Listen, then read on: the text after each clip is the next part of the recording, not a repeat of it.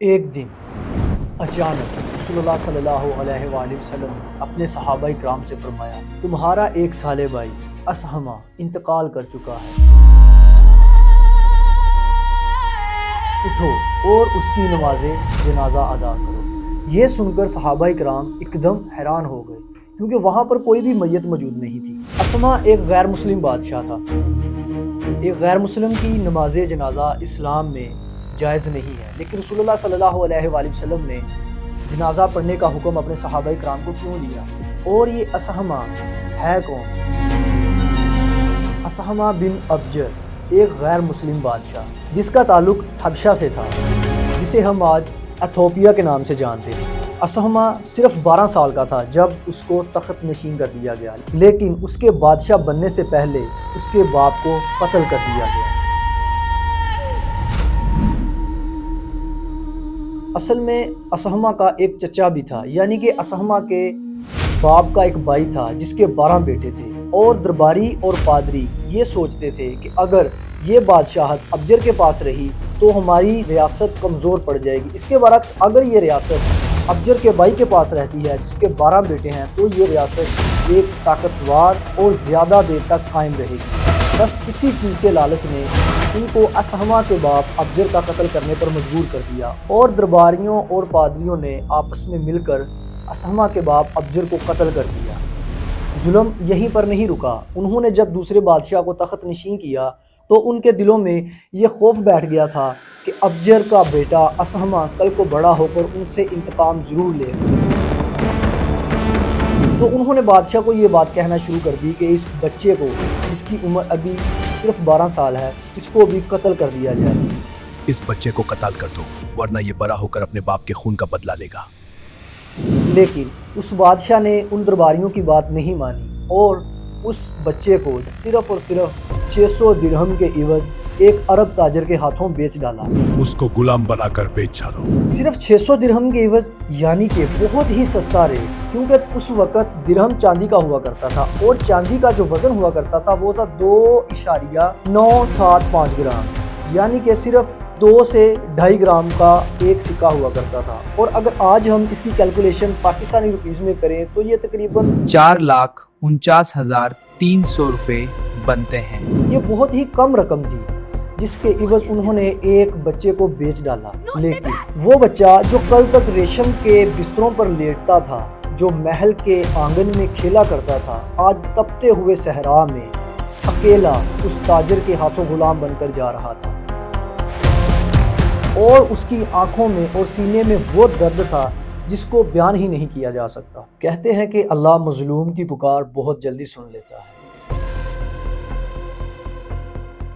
جس دن اسہمہ کو فروخت کیا گیا، اس کے اگلے ہی دن حبشہ میں ایک ایسا واقعہ رونما ہوا جس نے پوری سلطنت میں کوہرام برپا کیا۔ آسمان سے ایک ایسی بجلی گری جو سیدھی جا کر اس محل کے اوپر گری جہاں پر ابجر کا بھائی اور اسہمہ کا چچا بیٹھا ہوا تھا، اور اس کی موقع پر ہی موت ہو گئی۔ جب یہ واقعہ پیش آیا، جتنے بھی درباری اور پادری تھے وہ خوف میں مبتلا ہو گئے۔ ہمیں اللہ نے سزا دی ہے۔ وہ ڈرنے لگے کہ اللہ تعالیٰ نے ہمیں ہمارے کیے کی سزا دی ہے کہ ہم نے ابجر کو قتل کر دیا، اس کے بیٹے کو فروخت کر دیا۔ اب ان کو اپنی اس کیے کا پچھتاوا ہو رہا تھا۔ دوسری طرف ابجر کا بھائی جو کہ مر گیا تھا، اس کے 12 بیٹے تھے، لیکن ان 12 بیٹوں میں سے کوئی بھی اس لائق نہیں تھا کہ وہ سلطنت کی باغ دوڑ کو سنبھال سکے۔ تو انہوں نے اسہمہ کو ڈوبنے کا کام شروع کر دیا۔ جاؤ اسہمہ کو ہر قیمت پر ڈھونڈ کر لاؤ۔ ڈھونڈتے ڈھونڈتے بالآخر انہیں وہ تاجر مل ہی گیا، لیکن جب انہوں نے اس تاجر کو کہا کہ اسہمہ کو ہمیں واپس کر دو، اس بچے کو جلد ہمارے حوالے کر دو، تو اس تاجر نے اسہمہ کو واپس کرنے کے لیے انکار کر دیا۔ میں اسے واپس نہیں کروں گا۔ اس نے بولا، بھائی میں نے اس کو خریدا ہے، میں اس کو آپ کو کیسے واپس کر سکتا ہوں؟ لیکن جب اس تاجر کو یہ بتایا گیا کہ یہ ایک بادشاہ کا بیٹا ہے تو اس تاجر نے اسہمہ کو فوراً واپس کر دیا۔ ٹھیک ہے، میں اسے تمہارے حوالے کرتا ہوں۔ اب وہی بچہ جو ایک دن پہلے غلام بنا کر بیچ دیا گیا تھا اور تپتے ہوئے صحرا میں اکیلا تھا، اب اسی کو بادشاہ بنا کر واپس حبشہ لے جایا جا رہا تھا۔ جب اس کو محل میں واپس لایا گیا تو اس کے سر پر سونے کا تاج رکھا گیا اور اس کو تخت پر بٹھا دیا گیا۔ اب تاجر بھی اس محل میں اس بادشاہ کے سامنے حاضر ہوتا ہے جس کی عمر ابھی صرف 12 سال ہے، اور بادشاہ سے عرض کرتا ہے، اے بادشاہ، تمہارے پادری اور درباری میرے مقروض ہیں، انہوں نے مجھے ایک غلام بیچا تھا اور انہوں نے وہ غلام مجھ سے واپس چھین لیا ہے اور نہ ہی مجھے اس غلام کی دی ہوئی رقم واپس کی۔ اس پر اسہمہ نے یعنی کہ اس 12 سال کے بادشاہ نے کہا اپنے درباریوں سے تاجر کی رقم فوراً واپس کر دی جائے، ورنہ میں اپنا ہاتھ اس تاجر کے ہاتھ میں دے دوں گا، یہ جہاں چاہے مجھے بیچ ڈالے۔ اب اسہمہ ایک بادشاہ بن چکا ہے۔ اب یہاں سے ہی کہانی سٹارٹ ہوتی ہے کہ رسول اللہ صلی اللہ علیہ وآلہ وسلم نے اسے اپنا سالے بھائی کیوں کہا۔ ہوا کچھ یوں کہ جب مکہ میں مسلمانوں کے اوپر ہر طرح کا ظلم اور بربریت ڈھائے جا رہے تھے، یہاں تک کہ اسلام کی پہلی شہادت حضرت سمیہ رضی اللہ تعالی عنہ اور حضرت یاسر رضی اللہ تعالیٰ عنہ کو شہید کیا گیا اور حضرت بلال حبشی رضی اللہ تعالیٰ عنہ کو تپتی ہوئی ریت پر لٹایا گیا، ان کے اوپر کوڑے برسائے گئے، ان کے سینے کے اوپر بھاری بھرکم پتھر رکھے گئے۔ یہ سارا معاملہ رسول اللہ صلی اللہ علیہ وآلہ وسلم اپنی آنکھوں سے دیکھ رہے تھے، اور اب یہ سارا معاملہ ناقابل برداشت ہو چکا تھا۔ رسول اللہ صلی اللہ علیہ وآلہ وسلم نے اس ظلم کو دیکھنے کے بعد ارادہ فرمایا اور صحابہ کرام کو اچانک ایک دن اکٹھا کیا اور فرمایا کہ تم لوگ یہاں سے ہجرت کر جاؤ۔ یہ اسلام کی سب سے پہلی ہجرت تھی۔ اب صلی اللہ علیہ وآلہ وسلم نے فرمایا تم حبشہ چلے جاؤ، وہاں پر ایک ایسا بادشاہ ہے جس کے پاس کسی پر بھی ظلم نہیں ہوتا۔ اسلام کی تاریخ میں یہ پہلی بار تھا کہ مسلمان اپنے ملک کو چھوڑ کر ایک غیر مسلم بادشاہ کے پاس پناہ کے لیے جا رہے تھے، اور یہ ایک غیر مسلم بادشاہ کے لیے بھی بہت بڑا امتحان تھا، کیونکہ مکہ اس وقت کی سپر پاور تھی جیسے اب امریکہ ہے، لیکن مکہ کے جو مشرکین تھے ان کو اس بات کا پتہ چل گیا کہ مسلمان مکہ کو چھوڑ کر کسی دوسرے ملک میں ہجرت کرنے لگے ہیں، اور یہ بات ان کو ہرگز بھی برداشت نہیں تھی، کیونکہ وہ کبھی بھی نہیں چاہتے تھے کہ مسلمان دوسری کسی کنٹری میں جا کر وہ ظلم کسی دوسرے بادشاہ کو بتاتے ہیں جس کے ساتھ آلریڈی ان کے تجارتی معاہدے بھی تھے اور ان کے ساتھ ایک اچھا تعلق بھی تھا، تو ان کی امیج بالکل خراب ہو جائے گی اور سفارتی طور پر ان کو بہت بڑی شکست بھی ہو سکتی تھی۔ محمد نے ہمارے سفارتی تعلقات بھی خراب کر دیے۔ تو قریش والوں نے اپنے 2 سفیر بنا کر حبشہ کی طرف روانہ کیے اور ان کے ہاتھوں میں اس وقت کے قیمتی تحائف جو کہ چمڑے سے بنی ہوئی چیزیں یا چمڑا لیدر وغیرہ دے کر بھیجا۔ جیسے ہی قریش کے وہ دونوں سفیر عمر بن عاص اور عبداللہ بن ابی ربیعہ حبشہ پہنچے، اور انہوں نے سب سے پہلے کوشش کی کہ جو حبشہ کے درباری اور پادری ہیں ان کو کسی طریقے سے رشوت لگا کر اپنے ساتھ ملا لیا جائے تاکہ مسلمانوں کو فوراً حبشہ سے واپس بھیج دیا جائے، لیکن قدرت کو کچھ اور ہی منظور تھا۔ عمر بن عاص جیسے ہی بادشاہ کے پاس جاتا ہے اور بادشاہ کو یہ بات کہتا ہے کہ اے بادشاہ، آپ کی سرزمین پر کچھ لوگ آ گئے ہیں جو ہمارے دین سے نکل گئے ہیں اور آپ کے دین میں بھی داخل نہیں ہوئے، یہ کوئی نئی شریعت کو لے کر آئے ہیں جو نہ ہماری ہے اور نہ ہی آپ کی، انہیں فی الفور واپس مکہ بھیج دیا جائے۔ لیکن اسہمہ ایک انصاف پسند بادشاہ تھا اور اس کی ریاست میں کسی پر ظلم نہیں ہوتا تھا۔ اس نے کہا کہ میں کسی ایک فریق کی بات سن کر فیصلہ نہیں سناؤں گا، بلکہ دونوں فریقین کی باتوں کو سنوں گا اور اس کے بعد ہی کوئی فیصلہ دوں گا۔ حبشہ کے بادشاہ نے، جسے دنیا نجاشی کے نام سے بھی جانتی ہے، مسلمانوں کو اپنے دربار میں بلایا اور ان سے پوچھا تمہارا دین کیا ہے؟ اس پر جعفر طیار رضی اللہ تعالیٰ عنہ بادشاہ کو جواب دیتے ہیں، اے بادشاہ، ہم جاہلیت کی تاریکیوں میں ڈوبے ہوئے لوگ تھے، بتوں کی پوجا کرتے تھے، مردار کھاتے تھے، رشتوں کا پاس نہیں رکھتے تھے اور طاقتور کمزور کو نگل جاتا تھا۔ پھر اللہ نے ہم میں ایک رسول کو بھیجا صلی اللہ علیہ وآلہ وسلم، جس کے حسب و نسب کو ہم جانتے ہیں اور جس کی سچائی اور دیانتداری پر ہمیں کبھی شک نہیں ہوا۔ حضرت جعفر طیار رضی اللہ تعالیٰ عنہ کی آواز میں ایک درد تھا، ایک سچائی تھی۔ انہوں نے کہا رسول اللہ صلی اللہ علیہ وآلہ وسلم نے ہمیں حکم فرمایا کہ صرف ایک اللہ کی عبادت کریں اور اس کے ساتھ کسی کو بھی شریک نہ ٹھہرائیں۔ ہمیں نماز، زکوٰۃ اور روزے کا حکم دیا۔ ان ساری باتوں پر جب ہم ایمان لے آئے تو ہماری قوم نے ہمارے اوپر ظلم و ستم ڈھانا شروع کر دیے۔ اسی لیے ہم آپ کی پناہ میں آئے ہیں، کیونکہ آپ کے ہاں کسی پر ظلم نہیں کیا جاتا۔ اب یہ ساری باتیں نجاشی بہت ہی خاموشی کے ساتھ سن رہا تھا۔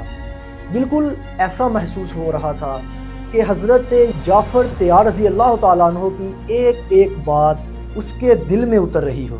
پھر اچانک ایک دم نجاشی نے کہا، کیا تمہارے پاس اس کلام کا کچھ حصہ موجود ہے جو رسول اللہ صلی اللہ علیہ وآلہ وسلم کے اوپر نازل ہوا ہے؟ اس پر جعفر طیار رضی اللہ تعالیٰ عنہ نے قرآن پاک کی یہ آیت پڑھ کر سنائی۔ اور کتاب یعنی قرآن میں مریم کا بھی تذکرہ کرو، جب وہ اپنے لوگوں سے الگ ہو کر مکان کے مشرقی حصے میں چلی گئیں، پھر انہوں نے ان کی طرف سے پردہ کر لیا، تو ہم نے ان کی طرف اپنا فرشتہ بھیجا، سو وہ ان کے سامنے ایک خوبصورت مرد کی صورت میں آیا۔ مریم بولی کہ اگر تم پرہیزگار ہو تو میں تم سے بچنے کے لیے رحمان کی پناہ لیتی ہوں۔ فرشتے نے کہا کہ میں تو تمہارے پروردگار کا بھیجا ہوا یعنی فرشتہ ہوں، اور اس لیے آیا ہوں کہ تمہیں پاکیزہ لڑکا بخشوں۔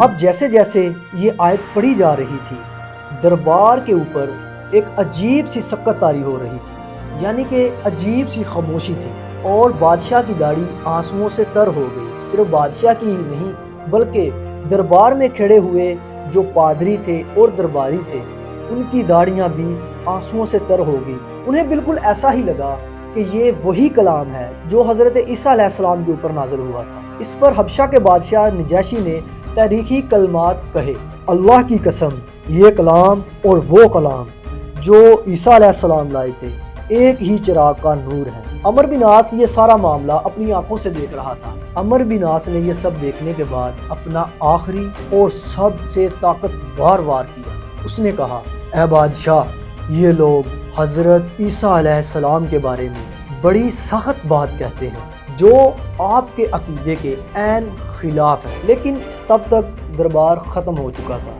اب اگلے دن دوبارہ نجاشی نے دربار سجایا اور مسلمانوں کو پھر سے بلایا، اور نجاشی نے مسلمانوں سے پوچھا کہ تم لوگ حضرت عیسیٰ علیہ السلام کے بارے میں کیا کہتے ہو؟ اس پر حضرت جعفر طیار رضی اللہ تعالیٰ عنہ نے جواب دیا، وہ اللہ کے بندے، اس کے رسول، اس کا کلمہ جو اس نے مریم علیہ السلام کی طرف بھیجا اور اس کی روح ہے۔ اب فیصلے کی گھڑی آن پہنچی تھی۔ نجاشی نے ایک دم اعلان کیا اور دونوں سفیروں کو بلا کر کہا، فی الفور تم حبشہ کو چھوڑ دو اور مکے واپس چلے جاؤ اور اپنے یہ تحائف بھی واپس لے جاؤ۔ میں ہرگز مسلمانوں کو واپس نہیں بھیجوں گا۔ مسلمان یہاں پر آزادی کے ساتھ رہ سکتے ہیں، صرف رہ ہی نہیں سکتے بلکہ اپنے دین کی تبلیغ بھی کر سکتے ہیں۔ آپ سوچ سکتے ہیں ایک عیسائی بادشاہ مسلمانوں کو یہ کہہ رہا ہے کہ تم میری ریاست میں دین کی تبلیغ بھی کر سکتے ہو۔ اب دونوں سفیر بالکل مایوس ہو کر مکے واپس لوٹ جاتے ہیں اور مسلمان وہاں پر بڑے سکون کے ساتھ اپنی زندگی گزارنا شروع کر دیتے ہیں۔ سن 9 ہجری رسول اللہ صلی اللہ علیہ وآلہ وسلم اپنے صحابہ کرام کے ساتھ بیٹھے ہوئے ہیں کہ اچانک آپ صلی اللہ علیہ وآلہ وسلم صحابہ اکرام کو فرماتے ہیں، آج تمہارے ایک صالح بھائی اسہمہ انتقال کر گئے، اٹھو اور اس کی نماز جنازہ ادا کرو۔ ایک غیر مسلم بادشاہ کے بارے میں اس طرح کی بات رسول اللہ صلی اللہ علیہ وآلہ وسلم یوں ہی نہیں کر رہے تھے۔ در حقیقت اسہمہ نے بہت عرصہ پہلے ہی اپنی رایا سے چھپ کر اسلام کو قبول کر لیا تھا اور اسلام کی وقتاً فوقتاً مدد بھی کرتے رہے۔ کچھ روایات میں تو یہ بھی آتا ہے کہ اسہمہ نے رسول اللہ صلی اللہ علیہ وآلہ وسلم کو خط بھی لکھے، لیکن وہاں پر کوئی میت تو موجود نہیں تھی، لیکن پھر بھی جنازہ ادا کیا گیا۔ ایک دفعہ تو صحابہ اکرام رسول اللہ صلی اللہ علیہ وآلہ وسلم کی یہ بات سن کر حیران ہوتے ہیں، لیکن اس کے بعد عیدگاہ کی طرف روانہ ہو جاتے ہیں اور وہاں پر اسہمہ کی نماز جنازہ ادا کی جاتی ہے۔ لیکن اسہمہ کا تابوت حبشہ میں پڑا ہوا تھا، یعنی کہ مدینہ سے ہزاروں میل دور۔ کہا جاتا ہے کہ اس وقت اللہ پاک نے مدینہ اور حبشہ کے درمیان جتنے بھی پردے تھے سارے پردے ہٹا دیے تھے، اور رسول اللہ صلی اللہ علیہ وآلہ وسلم نجاشی کے تابوت کو بالکل اپنے سامنے ہی دیکھ رہے تھے۔ یہ اس لیے کیا گیا کہ رسول اللہ صلی اللہ علیہ وآلہ وسلم کا رخ سیدھی سمت کی طرف رہے اور حبشہ کے بادشاہ کا غائبانہ نماز جنازہ ادا کی۔ اس طرح سے رسول اللہ صلی اللہ علیہ وآلہ وسلم نے انہیں اپنا صالح بھائی کہا کیونکہ وہ مسلمان ہو چکے تھے۔ یہ ہسٹری تھی حبشہ کے بادشاہ کی۔ Subscribe.